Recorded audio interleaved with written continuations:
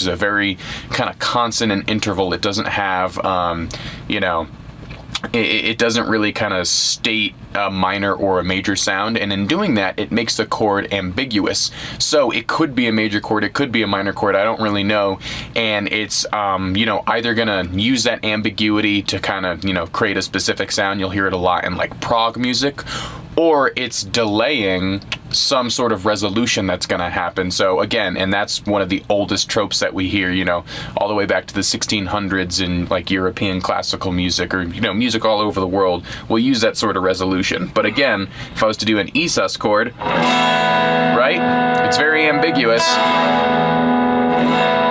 So if I lifted up my pinky and it was a minor chord, right,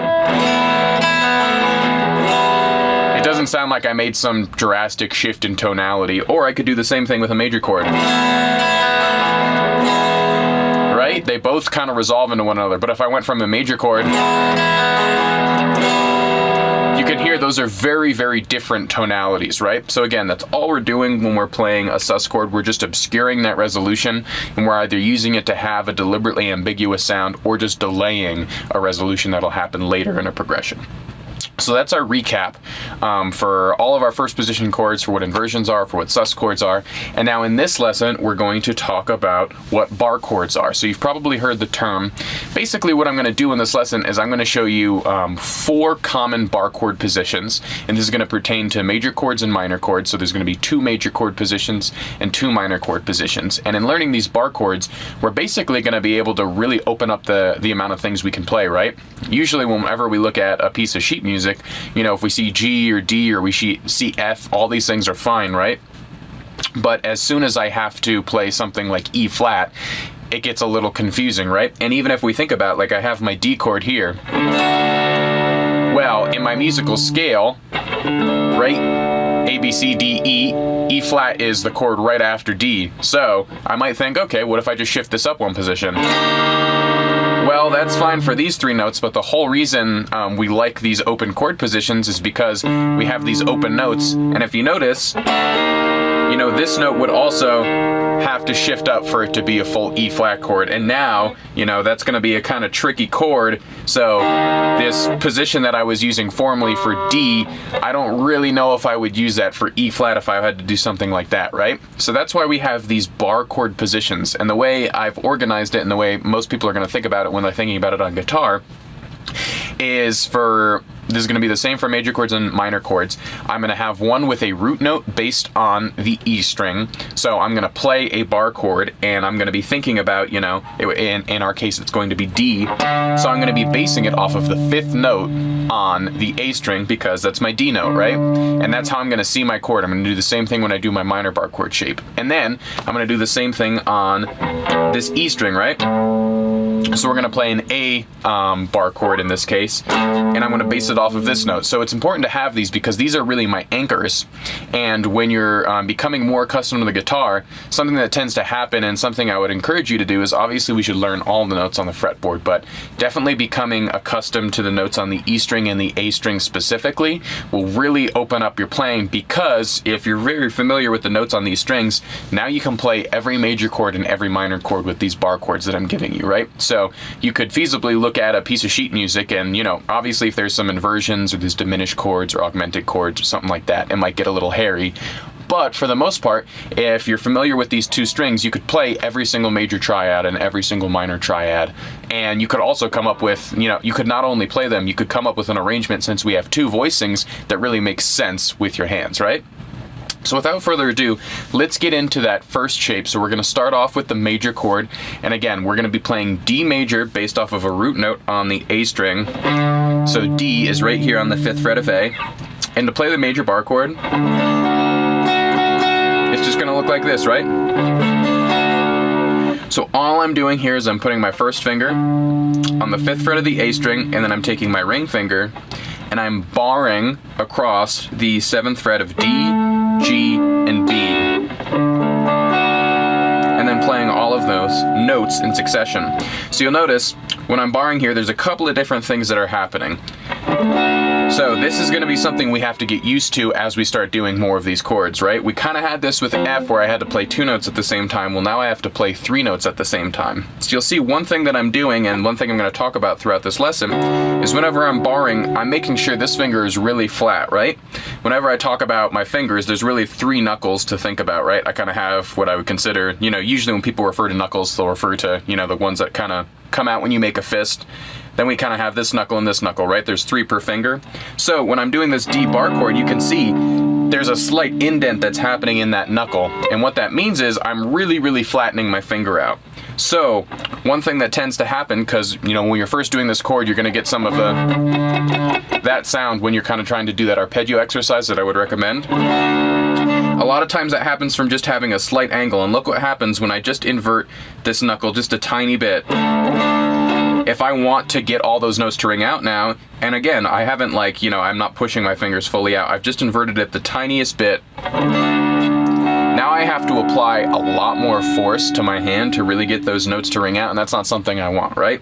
So always be looking to make sure that you're kind of inverting that knuckle, and again, when you're starting out, feel free to take this hand and just kind of position your hands in the correct place, because feeling what it feels like to properly play that chord, obviously, you know, when you're gonna play songs, you're not gonna have time to do that, but at first, when you really want to get a good position and a nice consistent sound, physically take this hand, see if you can invert that knuckle and get a, you know, a good feel on the guitar. That way your chord's gonna ring out. And then some other things that I'm doing here, you'll notice by the time I get to the E string, it's muted, right? And that's by design, right? Because this note would not be in the triad. This would be a 6, and I'm not here to play a D major 6 chord. I just want to play the D bar chord. So what I'm doing there is basically, again, if you look, that kind of invert point of this knuckle is happening right in between these 2 strings, so by the time it gets to this string, it's not ringing out. And then the other thing is, when I'm strumming, I'm being specific to only go up to the B string, right? So it's kind of like I have 2 different fail-safes there to make sure that that note's not ringing out. In addition to that, you'll also notice that my first finger is just barely touching the E string, right? And the reason is, I want that string muted too, right? I'm not playing this chord, even though that could be kind of a, you know, a cool voicing. All I'm really doing here is I just want to play the A string to the B string. So what's nice about that is when, you know, again, if you're someone that's already comfortable with bar chords, getting comfortable with this muting technique where I'm just gently touching the high E string and the low E string so they don't ring out. If I do something like that, and then, you know, I wanted to play like a Nirvana-ish song or a Green Day-ish song that has these really kind of drastic right-hand motions,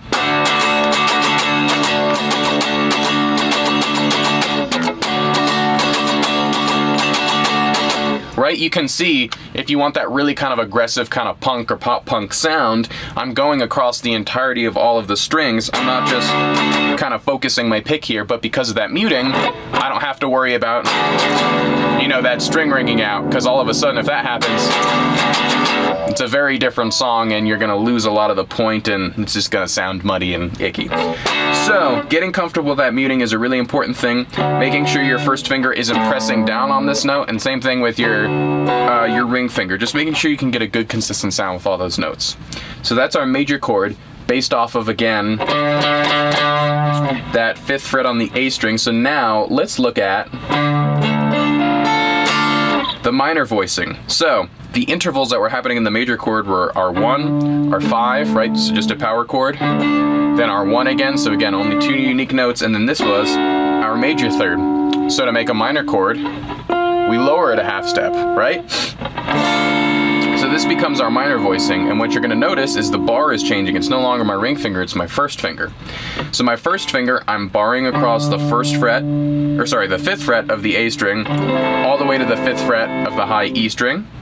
I have my ring finger here on the 5th fret of D, my pinky here on, my ring finger here on the 7th fret of D, my pinky here on the 7th fret of G, and then my middle finger here on the 6th fret of B, and then you'll notice my first finger is just barring across the entirety of the strings, so the only 2 strings it's actually making ring out are the A string and the high E string, but I do need to make sure I have a good consistent sound on all of those, because since it's kind of like the furthest points of that entire position, you know, you're gonna want, it's not gonna be like the ring finger where you want it to kind of fade off so that something is muted, right? So again, there's a couple things to think about when you're playing a chord like this, because now we're doing something a little bit different than when we were doing our major bar chord. So for one, I'm keeping my first finger extremely straight, right? I don't fully have this knuckle inverted. It's a little more awkward on this finger, but you can see it's perfectly straight, right? And one of the ways that I do that is I'm really popping this knuckle out, right? The knuckles that come out when I make a fist. So a lot of times, you know, people have the tendency when they're playing chords to have their thumb a little bit too far over here. And it's not to say that there's no instances or no chords you can't play with your thumb over here. You know, if you're doing the Jimi Hendrix thing, where there's a lot of chords that I tend to play with my thumb over here. But when I'm doing a bar chord like this, you can see my hand really pops out. And the reason is, you can see as my hand pops out, this first finger is straightening, right? And now my reach is also a lot more drastic. So if I'm doing this, you'll notice, like, I can barely reach my pinky to the low E string, which is not something I want. But if I have this kind of space in between my hand and the guitar neck, you know, I almost like to think about it as I'm trying to reach over the guitar, because when I have that reach, I'm going to be able to do a lot, you know, some more drastic voicings, some larger voicings, and I'm going to be able to play just a little bit more efficiently. So again, I'm popping these knuckles out, and something I have to keep in mind with this voicing is as I keep this finger straight, I'm trying to make these fingers tall. So what do I mean by that? All of these different knuckles, you can see they're popping out, because if I have these guys too flat, they're all gonna, you know, kind of spill off into the next string, right? And I'm not gonna get a good consistent sound. As I approach each one of these notes, I need to make sure that I'm approaching it from the top, right? So that I'm actually getting a good, clean, consistent sound, and I'm not getting, you know, this bleed. So, something to keep in mind here, because you kind of have to do two things at once with this chord, and I've seen a lot of people struggle with it. So it's perfectly natural if you're playing it and, you know, you're getting a little bit of that sound. And additionally, I would just focus, if you are having trouble with it, from the A string to the B string. Getting that high E string can be kind of the last ingredient to it, because you have to work on both barring this finger and making sure this finger is tall. So that can be kind of the hardest note sometimes. So if you can only get it up to the B string, you can hear that's still a minor chord. We already have this A note occurring on the D string, so we don't have to worry too much about it. So again, we have our major chord here, so this is D major, and now we have D minor. So now let's do the same thing with a root note based off of the E string. And we're just going to be in the same position of the guitar neck. So we're going to be based off of this 5th fret of the E string, which is an A note, right? So let's first do an A major chord. So if you notice, it looks pretty similar to the minor chord, right? It's almost like I'm just shifting everything over a string set. So what happens first is my first finger is barred across the entirety of the 5th fret. So you can hear when I strum across, I'm getting every single note to ring out. That's going to be tricky if you're starting out with bar chords, but that is the end goal, because again, I do have the low E string and the high E string both ringing out with those notes, so I want to make sure I can get a good consistent sound. So I have my first finger barred across that.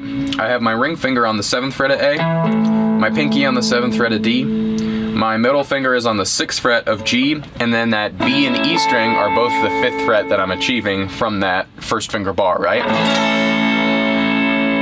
And so again, I'm just going to do the same exercise when I want a good consistent sound out of this. I'm going to arpeggiate it and make sure I hear, you know, I can figure out if any of that sound is happening. So a lot of times the problems I see with this voicing are, again, any sort of curl that's happening with my first finger. And you can see, you know, this is a good sound. This is a, you know, a nice clear sound. Look how much it changes. You can see that's just the slightest little bit of, you know, indentation that's happening with that knuckle. And now I'm kind of losing some of that resonance. So again, it's trying to make the fingers that are barring as flat as possible, and then the fingers that are fretting usually as tall as possible, right? So that's my A major bar chord. And then if I wanted to make this a minor bar chord, all I have to do, it's actually kind of easy if you already are comfortable with this position. I'm just lifting my middle finger up, and that makes it minor, right? So this is the major third here, this C sharp note. So I'm just lifting it up to make it C natural. So now it's the 5th fret of the low E string, the 7th fret of A, the 7th fret of D, the 5th fret of G, the 5th fret of B, and the 5th fret of the high E, right? So now I need to be even more careful with my first finger, because if you notice, it's now the first instance we have where it's playing the majority of the notes in the chord, right? I'm playing 4 notes with just my first finger. And you can see this is a really valuable technique, because if you think about it, you know, we have 6 strings on the guitar, we only have 5 fingers, and one of those is our thumb, so it's not like we can, you know, use that. There are instances where we can play chords with our thumb, and I do that, but for the most part we're really only using 4 fingers, so it's kind of essential that we learn to bar so that we can effectively get all these sounds, right? So again, from the 5th fret, that's my A major chord, and then to make it minor, all I have to do is lift up my middle finger. So D major, D minor, A major, and then A minor. All right, and then so one other thing here to note is a nice way to visualize these chords. Like, let's talk about exactly how I'm making this. So we have something that we call the cage system in guitar, and a lot of people like to teach this in different ways or apply it in different ways. But basically it's saying, you know, all these first position chord shapes that I learned, how do these apply to other parts of the guitar neck, right? And so if we think about it, let me think about playing an A chord here, and actually, watch this, I'm just gonna move this entire position down to where A would be, right? So if you look here, I didn't change up my fingering, right? Usually I would do this, but in this case I just did this. And the reason I did that is because basically our A chord is the same exact shape as this D chord, right? If you notice, this open A string is just a cheat. I don't have to fret it, right? Because it's naturally just resonating because it's an open string. It's the nature of the string. But if I kind of do this, you can see it has the same relationship, right? The open A string to these 3 notes that are happening on the D, G, and B string, 2nd fret. So just like when I moved that D up, and this note had to come with me, that's basically happening when I go from A to something like B flat, right? I'm just maintaining that relationship. So when I get all the way up to this D chord, it's just that same exact voicing, that same exact relationship that's happening in our open A chord, right? Another way to look at this, right, is we have our A minor chord, right? So if I was to go all the way up to D, I'm doing the same thing here, right? I'm just trying to say, oh, okay, I need to naturally have these notes kind of go down with or go up with me. That way I can play this D minor chord, right? So if I was to play right here, right, I just naturally have this A string and this high E string ringing out at those notes. And as I go up, my first finger is basically saying, let me make, you know, kind of what a bar can sometimes do, or what it does in all of these cases, with the exception of this chord, is it's saying, let me make this, it's almost like a little capo, right? It's saying, let me make these the open resonant strings. And now I have D minor, right? So using these voicings, I can say, I can play any major chord or any minor chord across the entirety of the guitar, right? All I need to know is where my flats or sharps lie within the low E string and the A string, right? So if I needed to play E flat, that first example, I know that this is in E flat. I can play this. If someone said make it an E flat minor, okay, I know this is my E flat, and I can make it minor, right? So you can see the advantage of being able to do this. So let's do another exercise now. We're gonna say, okay, I wanna play every G major and every G minor, not every G major and every G minor, but the 2 G majors we have available with these 2 voicings and the 2 G minors we have available with these voicings, so we can see how they space out on the guitar neck.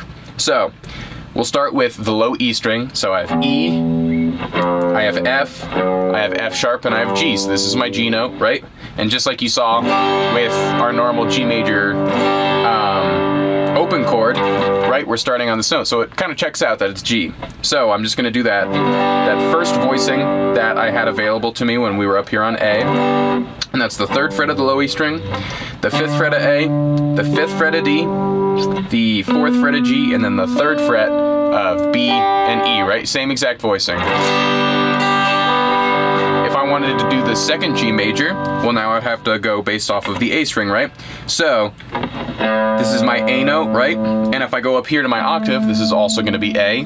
One down from that is G sharp, right? Because now it's where the musical scale is looping back, because we're kind of counting backwards now. So A, G sharp, and G. And now I'll just do that same kind of A-based bar chord that I was doing on D. but up here at G. And so you'll notice one thing here. These are pretty far apart on the guitar neck, and the reason that this is really nice is because when you're coming up with, ways to play through a chord progression, you're gonna want, different places on the neck available based on your progression, because you don't want to have to jump around, and I'll demonstrate that in a second. Let's first just do our minor chords. So again, we'll do one based off of the low E string, so my 3rd fret, that's my G note. I'll just do that same minor voicing that I had here. So it's going to be both based off of the low E string, 3rd fret, my ring finger on the 5th fret of A, my pinky on the E are all ringing out on that 3rd fret. And then I'll do the same thing. So the 10th fret of A was my G note. And now I'll do that same minor voicing. And one thing that's going to happen is as you take this voicing a little further up the neck, this is about, as far as I might go with this. If I had to play, B flat up here, you can see even that's kind of uncomfortable for me because I really have to get my hand up here so that I can approach the notes properly, right? If I'm doing this too much, which happens a lot with guitar players, I'm not going to be able to bar anymore, right? So, if I was standing up and playing, then I could maybe get my hand a little bit more under, because you'll notice I'm kind of always approaching these chords from a slight up angle. It's very, very subtle, but I'm trying to do that more than approaching it like this, because if I do this, it's going to be a little harder to get those notes to resonate, right? So it might be a little hard to play that G minor chord because our frets are close together. I kind of have to scrunch my hand, and if you're sitting down, your arm might really start to kind of, go into your waist. So don't worry if that one's a little weird. But again, to get back at that point, if I had to play a progression that was, A, D, E, and I wanted to use bar chords, okay, I can do that now.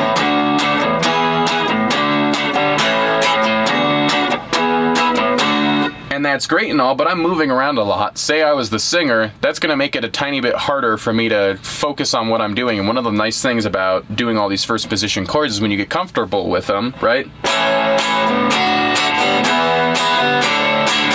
Is I don't have to think about what's going on, right? Because they're all in the same position. Well, now I can do the same thing with bar chords. So I can say, this A and this D are a little too far away, so let me use this A.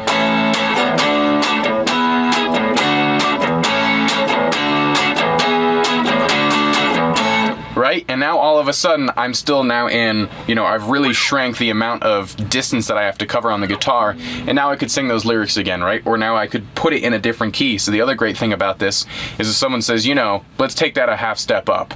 If I was doing first position chords and those are the only chords I know, I'd be in kind of a rough position because I'd go, I guess I need a capo, right? But in this case, someone said, yeah, let's just take that a whole half step up. So then A would become B flat, D would become E flat, and then that E would become F.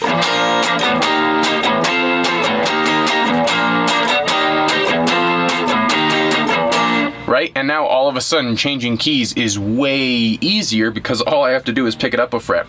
And this is one of the really, really nice things about guitar. You wouldn't have this on piano. You have to know all of the individual notes that compose every single triad. And it's a lot of times why piano players end up being better at theory than guitar players. But this is one of the really nice advantages of playing guitar.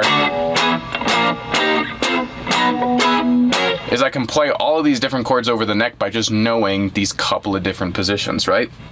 And real quickly too, before I get into the progression that we have prepared for this week, I just want to show where these two guys come from. So if we think about it, this voicing actually looks a lot like our E major, and that actually checks out, right? When we have the low E string, the B string, and the high E string resonating just from those open notes that are happening in the first position, as I go up all my different voicings, you'll see that's basically what I'm doing with my first finger, right? I'm kind of creating a capo that's following it around. Same thing with E minor, right? E minor was very similar to our E chord. We just lifted up that first finger when we were doing this kind of traditional way.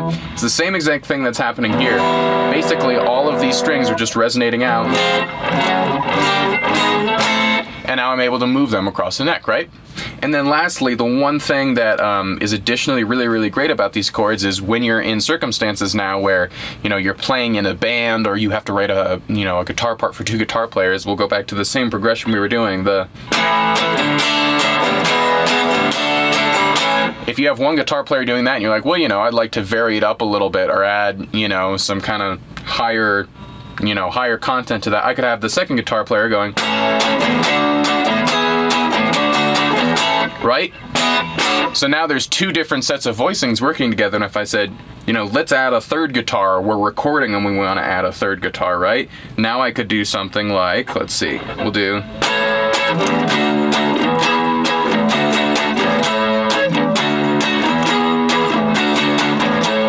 Right? So now you can see all the possibilities that are arising from this. I just created, you know, 3 different guitar parts using just my open voicings and then using just those 2 voicings that we had available to us on the E string and the A string.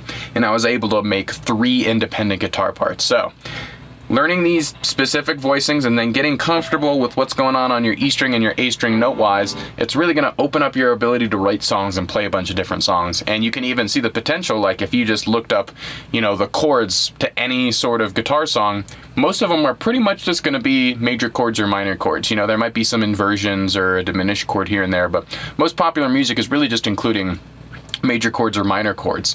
So if you kind of boil it down to that, you can feasibly, you know, play a lot of songs if you're comfortable with how to approach these different chords.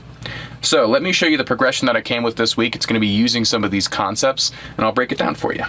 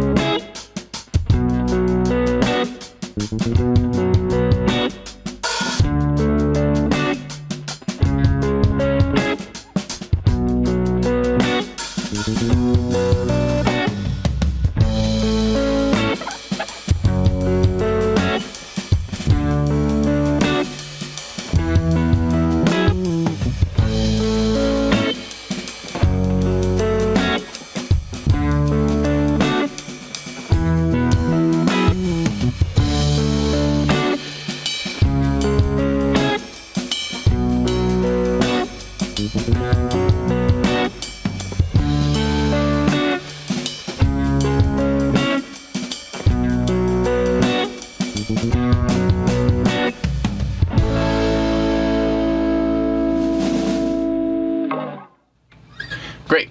So there's our progression there. So again, I'm going to be in the key of A for this, and one quick note too for our time signature. Most of the songs we probably encounter in music, especially when we're starting out, are in 4/4. And so just to go over what that means, you know, 4/4, it's 2 numbers. So the top number means there are 4 notes per every measure.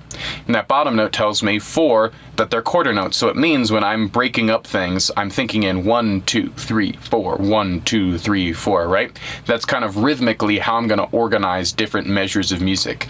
So this song is in 6/8. So what that means is, again, it means there's going to be 6 notes in every measure. So we've changed up a little bit. And that bottom note, 8, is going to indicate that those are 1/8 notes. So 1, 2, 3, 4, 5, 6. So it means we have a faster subdivision, right? Because 1/8 notes are faster than quarter notes. 1, 2, 3, 1, 2, 3, right?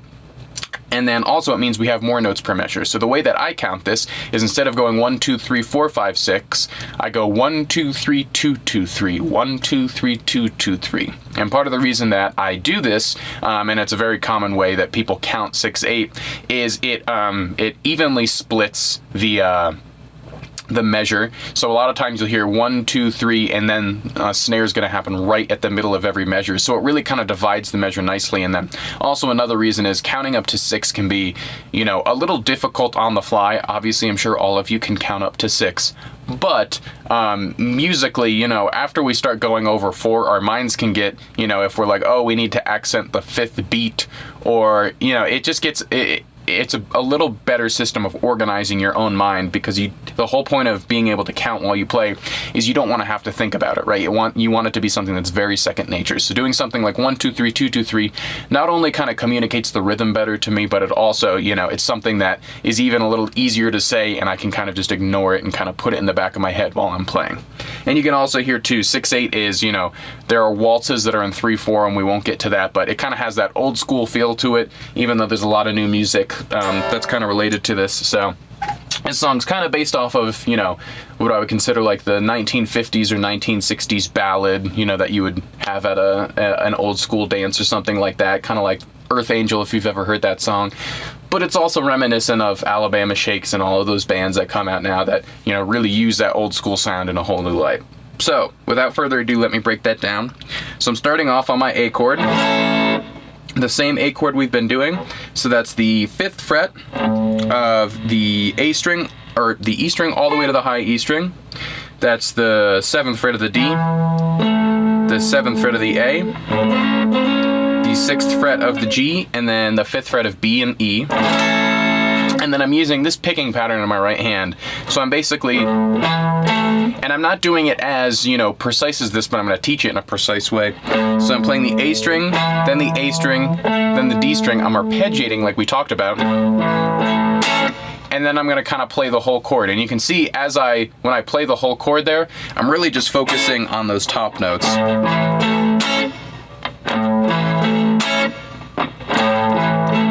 Right? So instead of going, where you can hear it's bleeding out a little bit too much, I'm losing some of the tightness. That gives it a little bit more of a concise sound. So again, if you're just starting out, just worry about getting these chords sounding, you know, okay. But if you're comfortable with bar chords already, this is a really great way to kind of spicing things up, and it's really common in 6/8. And another thing that I can even do on top of that you could see that I was doing. So this is how I was playing it just now. When I was actually playing the recording, you can see I came up with an upstroke here, because the upstroke is going to focus a little bit more on those higher strings, right? You can hear it's very, very subtle, but I can get just a little bit more of a spank, as we like to call it, as I come up. And then the other thing that I'm doing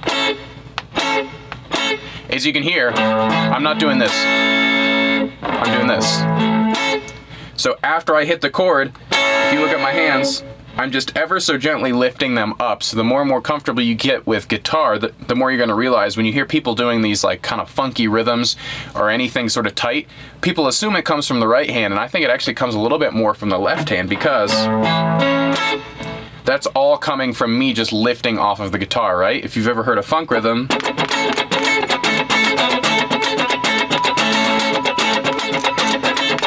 if you looked at my right hand, it was just doing eighth notes. It wasn't changing at all. All that was coming from me pushing and pulling this chord up and down.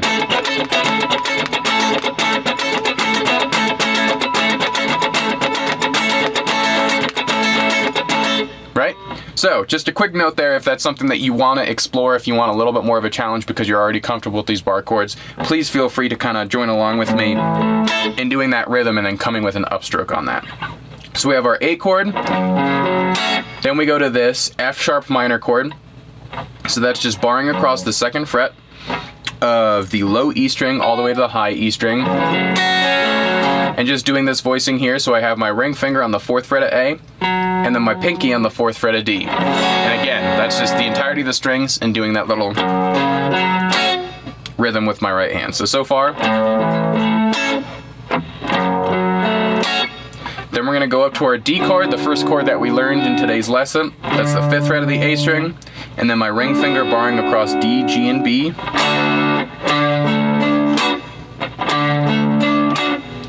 And then I'm doing that same exact rhythm, and this one you have to be even a little bit more careful with in your right hand, because, you know, naturally when I up pick, it's really easy to add that high E string. And if you're still getting comfortable with that voicing, you might accidentally throw in that 5th fret, or sorry, that 7th fret of the high E, so just be cognizant of that. So that's my D chord. And then I just take everything up 2 frets so that I can play this E chord. So that's the 7th fret of A and the 9th fret of D, G, and B. So all together, that A section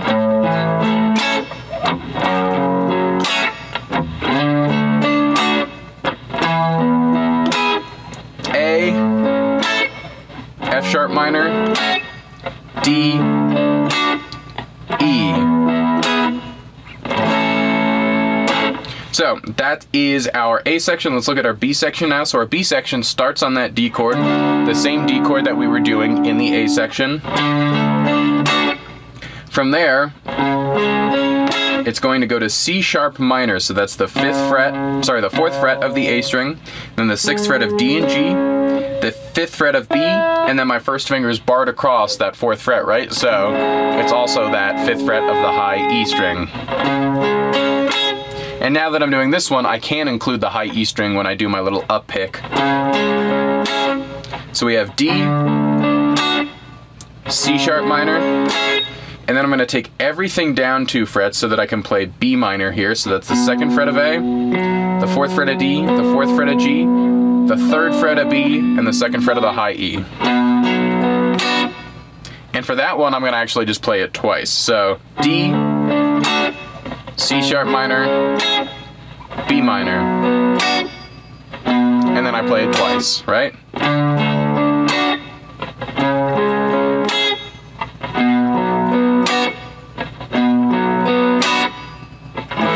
And that's my whole progression. So again, my A section, I'm doing A, F sharp minor, D to E. I repeat that twice, and then I go over to my B section, which is just D to C sharp minor to B minor, and then I'll repeat that B minor, and then I'll do the whole B section again. So let me just play this once more over the backing track for you.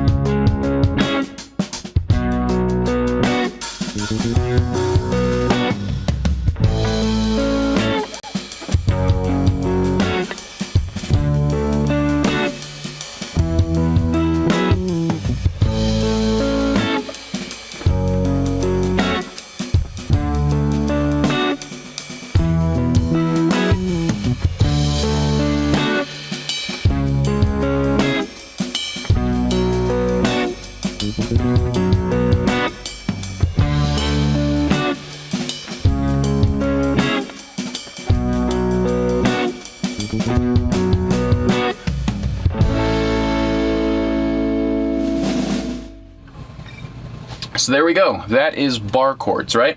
So we just broke down how we can play a major bar chord and a minor bar chord, both based off of a root note on the A string, and then we did the same thing for a root note on the E string. So as best as you can when you're learning these, just see if you can do the same thing, just work on the physical nature of the chord, making sure, right, you're getting just a good consistent sound. Do that little arpeggio exercise we talked about, where you're playing and you're getting a good sound of everything that's happening, right?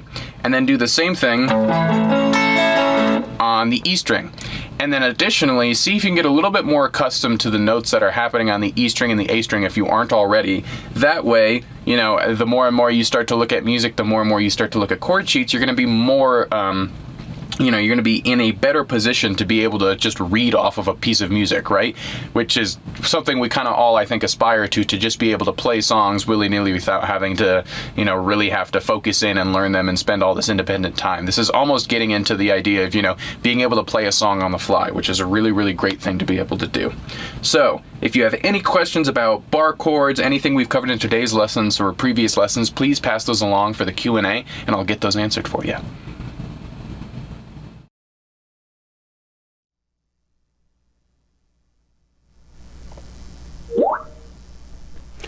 All right, we're back. So any comments, questions, or concerns you have about today's lesson, about barring, or about any of the stuff that we talked about today or in previous lessons, please just pass that along and I'll get that answered for you. It looks like we already had a couple questions comes in, so I'll just answer them one by one. So our first question was, any tips to avoid bending the strings on the non-barring finger? So let's talk about what that means. So basically, if we were to talk about, we'll say that D minor chord that we were doing. Something that can often happen, which this one person was, kind of asking, how do I troubleshoot this, is a lot of times we'll have the tendency when we're barring a chord, or even when we're doing any chord, it doesn't even have to be a bar chord, to really kind of, as we force our fingers down, we have this tendency to bend the strings, and as you can hear, when I do that, it's going to slightly take the chord out of tune, and that's not something that I want. So part of that is really, I think, getting in the habit of, like I said, kind of approaching the notes from the top. The thing that I see the most in players who are kind of getting started with this style of playing and with these chords is they approach, when we instinctually put our hands up onto the guitar, a lot of times we'll just kind of press the back of our hand against it. And as I kind of demonstrated earlier within this lesson, if I do something like that, if I don't have a lot of wiggle room with my fingers, you can see, I'm pressing basically my palm up against the guitar, and in this instance, I can't really reach my fingers all the way over the guitar. And when I'm trying to do a chord like this, because I don't have that much reach in my fingers, I have a tendency to almost kind of latch onto the strings and it's like I'm holding them in place so that I can fret that. Whereas when I have my thumb further back on the neck and my palm is extended away from the guitar, now I can really approach those notes from the top.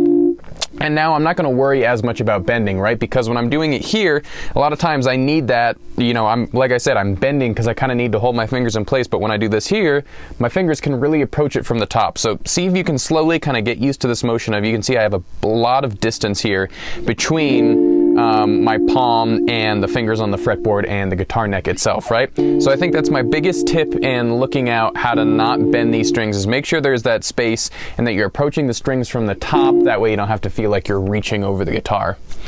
Do you have some favorite bands or songs that you can recommend to practice this to? Okay, cool. It's another great question. So a couple bands that I think are good. So for one, this is just a general, moving around the guitar neck and learning the different fret names on the E string and the A string, is Nirvana. I think they can be a really great band. A lot of times they do, Kurt Cobain ends up just doing power chords instead of bar chords, but it's good because he tends to move around a lot on the guitar neck. So you can really end up, kind of seeing what all of these different note names are, right? So since he moves around so much with these chords, if you're being really, really specific and saying, I don't only want to, learn 3rd fret A string, 5th fret D string, 5th fret G string, I want to actually, retain what notes I'm playing. His stuff is really, really great for kind of learning, learning the names of the E string and the A string notes. So that's a band I would recommend. Sublime, they're a pretty good band too, because they do a lot of that, just as we saw that little up pick, they're doing a lot of that up pick stuff, and a lot of their voicings that they're doing are those same voicings that we were using today. So they're another really good band because they're going to end up using all these voicings, and because they do so much of that up picking motion, you really have to focus on the top part of the guitar, right? So I would say those are the two bands I'd probably recommend the most. There's also, some pop punk bands. They tend to use a lot of power chord or a lot of bar chords too. And, there's really no shortage of bands that's going to end up using bar chords. So if you look up any band that's kind of, past 1960, I generally think you'll find some good stuff that has bar chords in it. So let's see, our next question. I'm having trouble barring. What exercise should I do to get this better? So this is a good question. So what can we do to just specifically isolate this? So there's a couple different things we can do. The first thing I would recommend is let's break it down into its simplest form. So for instance, our F chord. This is probably one of the simpler versions we had of barring, even though I will say it can be difficult to just get these two notes to ring out. So the first thing I would make sure you can just get two notes ringing out on the B string and the E string, right? So those will be our two thinnest strings, so it'll be the easiest to get pressed down. Notice that when you are getting those strings to press down, just like I had talked about in today's lesson, you can see my fingers really, really flat, right? This knuckle is indenting, and that's what I want. If I even have the slightest updent here, right, I'm not gonna get a good sound. So what I can do is, because the majority of the barring for these chords is happening on our first finger, a little exercise I can do is I can just do 3 notes at a time, right? I went from 2 notes to 3 notes. Now let me do 4 notes at a time. Now let me do 5 notes at a time. And now let me do all 6 strings, right? So this is a good exercise because it has really, really, you know, succinct goals to it, right? It's a 6-step barring program for your first finger. So I can slowly just say, okay, you know, I can get those 2 notes, now let me work on 3 notes. And as you can slowly, you know, you now have these reference points for how much you can bar with your first finger.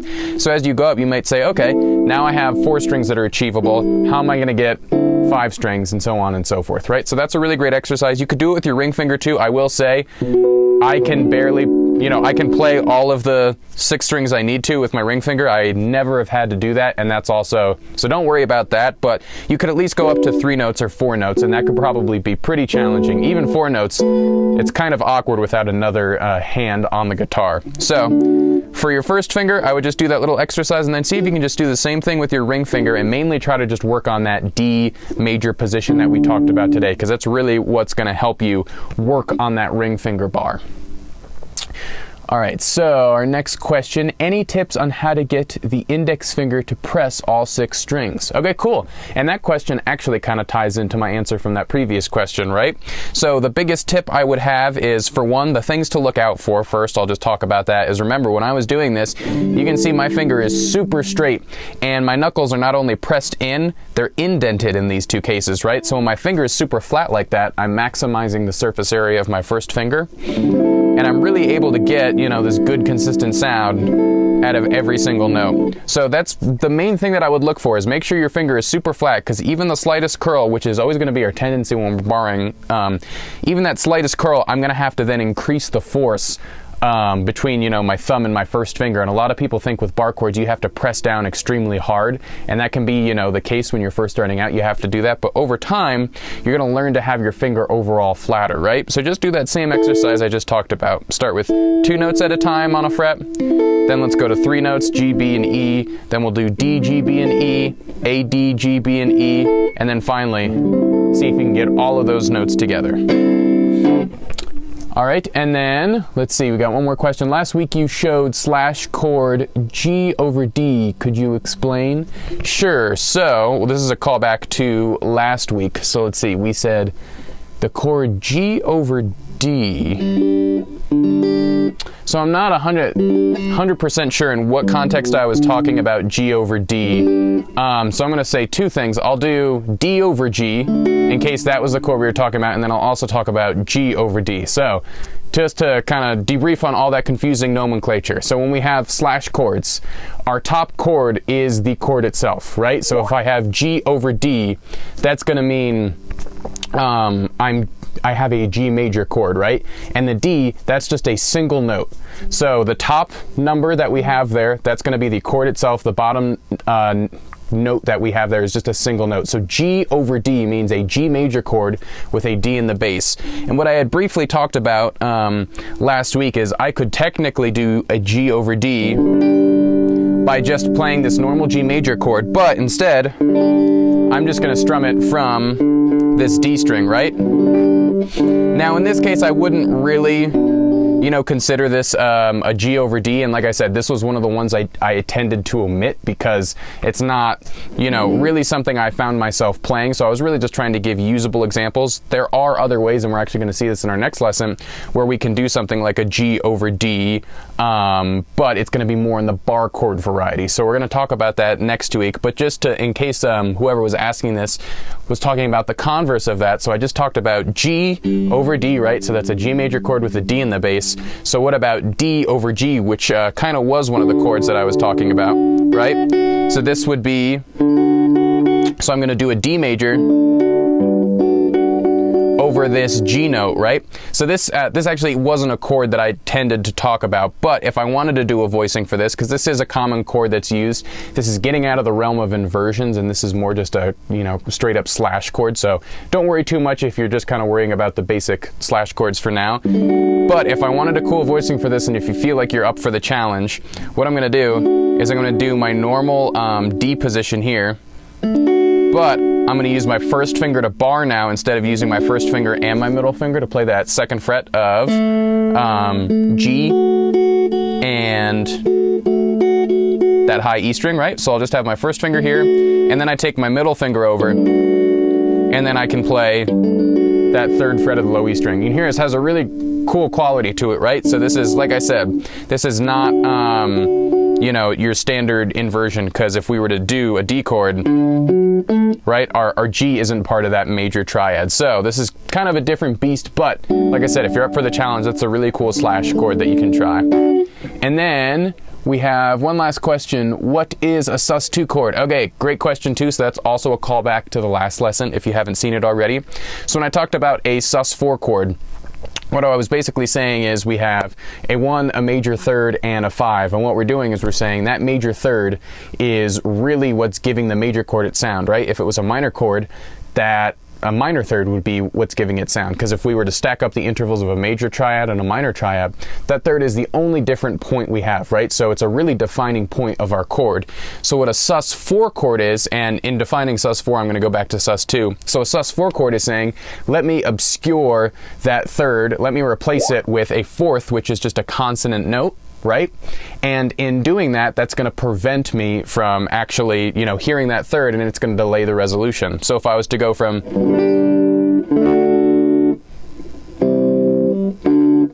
let's see, let's go from, if I was to go to, from D to G, right? You can hear that resolution. And again, I'm going to do some voicings that I wasn't playing, but it's just so we can hear this example. So a sus4 chord,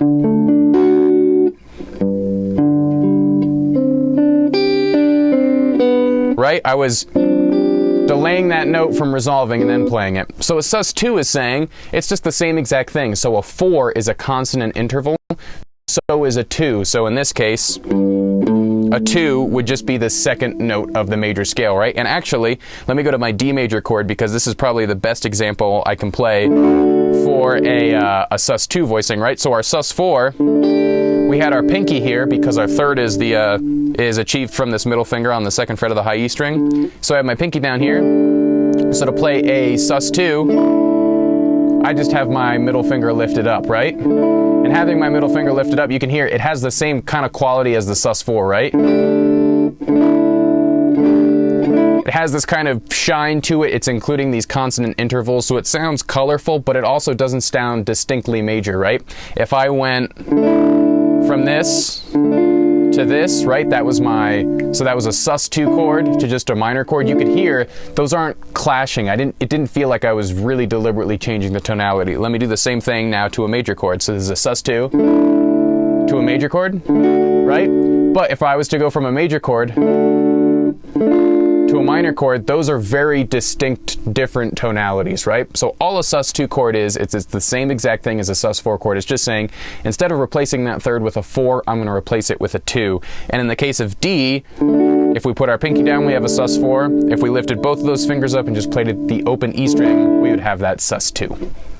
All right, and it looks like another one came in. What's the best position, especially on the 7th fret? So I'm not 100% sure what that question is asking. What's the best position, especially on the 7th fret? So I'll interpret this as a creative question of saying what's the best position on the 7th fret. So my favorite chord that I could play on the 7th fret would include pretty much every note on the 7th fret. And we will do this in a little bit of a later lesson. So this is a minor 7 chord. This is pretty much my favorite voicing that I'd probably play on the guitar. It finds its way in every single style of music. But what I'm doing here is, you can see I'm playing pretty much every single string on the 7th fret with the exception of the A. So let me talk about that. So I have my middle finger here on the 7th fret of the E string. And then I have my ring finger that's barred right across the D, G, B, and E string. And what's happening here is you're probably thinking, well, what about the A string? So I don't have any finger on that. And by just kind of mushing these two fingers together on the E string and the D string, I'm naturally muting the A string. So that's something we kind of saw today, right? When we were doing our major bar chord based off of a root note on the A string, my E string and my high E string were both getting muted from that. So the same thing's happening here on on this voicing, right? It's muting this A string, so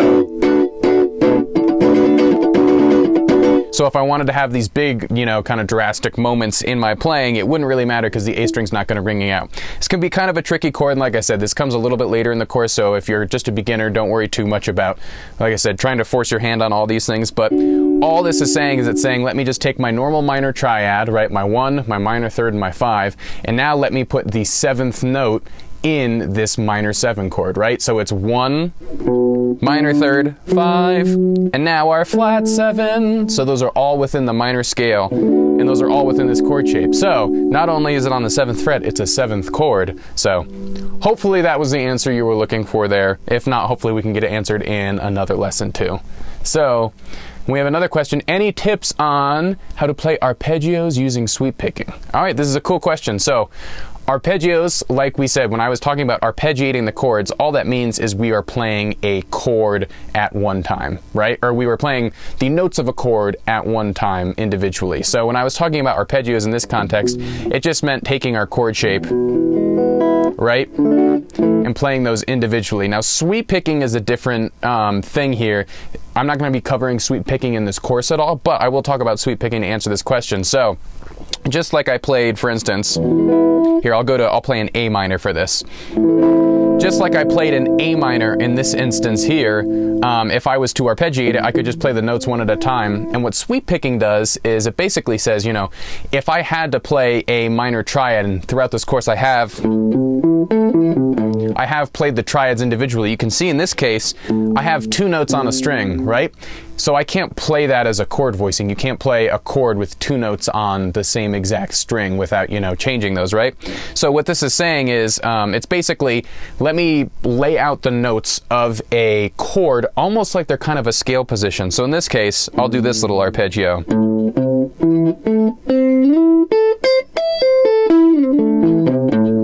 And so what sweep picking is, just for those who don't know, is it's basically saying when we alternate pick, right, we have a lot of different you know, techniques we can use for alternate picking, but you'll notice with this is I'm doing either 2 notes or 1 note per string.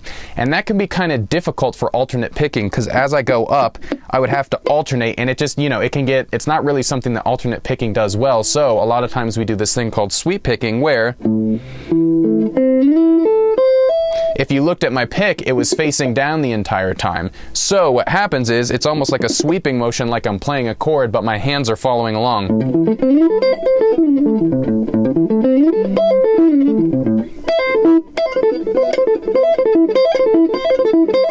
Right? You can see my right hand is sweeping here. So if you want to learn sweep picking, I would start with just this little shape here. So this is a major triad shape, or it could be a minor shape depending on how you were looking at it. But we're just going to do, basically, let's do it from the 2nd fret of the G string. So this will be a D major triad. And if you notice, it's kind of resemble that D shape we were doing. So I'm going to do this. I'm going to do the 2nd fret of the G string, the 3rd fret of the B string, the 2nd fret of the E string, and then the 5th fret of the high E string, right? So those are my notes there. So another important thing is, the first element is I need to make sure I'm able to do hammer-ons and pull-offs. So if you're not comfortable with those yet, those are a really important part of sweep picking. So see if you can just isolate those 2 notes. And again, make sure you can hammer on properly and get that note to ring out, and then you're pulling off properly. And then after you can do both of those, make sure you can get that little circular motion so both of them can ring out, right? So that's the first element. And then after that, I would really take it slow. And as you do it, you really have to fight this urge to not do this. So if you could see in that instance, I was still picking the notes individually, even though they were all down picks. You really have to work on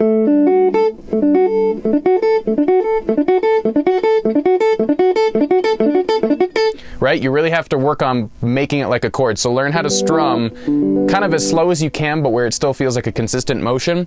And usually when we're picking, we're alternate picking with this hand. And, you know, if I'm alternate picking, a lot of times I really like to think about it as this hand's following this hand. Well, in sweep picking, it's kind of reversed, at least in my mind. So it's really important that you can make sure that this hand can keep up to speed with this hand when you're sweep picking. So at first, just work on that up motion. Again, I think this is a really nice arpeggio because it's pretty simple and you can break it down. So just work on this little guy going up. And then when you have it going up, you can work on going down too, right? It's a little harder to just go down consistently, but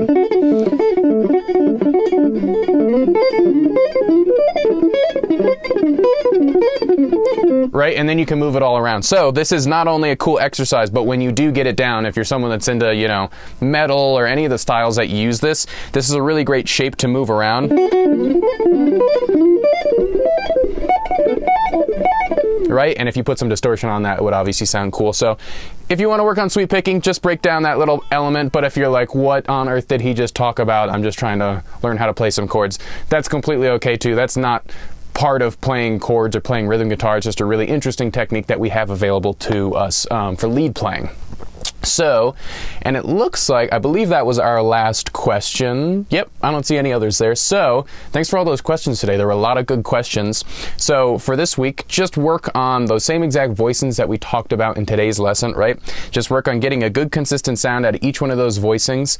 And then, you know, see if you can look up some songs that you think might have bar chords available to them. Because again, this is the really cool part about learning bar chords is you're no longer confined to just, you know, all these kind of first position chords. We can now play a major chord or a minor chord from any single note on the E string or the A string when we master this. So after you feel comfortable with all those chords, see if you can look up some music that you think might include some of those and practice along with the example that was in today's lesson, and you will be in good hands to be playing bar chords. So thanks so much for tuning in for today's lesson, and I will see you in the next lesson.